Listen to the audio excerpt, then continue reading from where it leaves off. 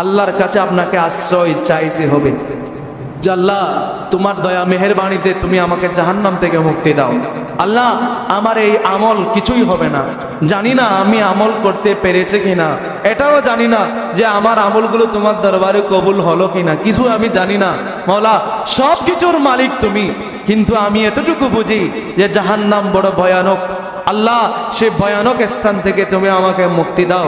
আল্লাহ আমি শুনেছি জান্নাত বড় দামি জিনিস, জান্নাত বড় পাহাড়ি রঙের, বন্দার জন্য সাজসজ্জা হয়েছে। আল্লাহ আমি তোমার দয়া মেহেরবানির দিকে আমি আশ্রয় চাচ্ছি। আল্লাহ তুমি আমাকে জাহান্নাম থেকে মুক্তি দিয়ে আমাকে তুমি জান্নাতি করো। আপনি আরবিতে বলতে না পারেন, বাংলায় বলেন। আপনি আরবিতে বলতে পারেন না আল্লাহুম্মা আজিরনি মিনান নার।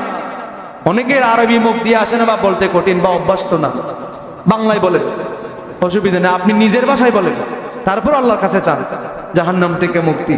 আল্লাহ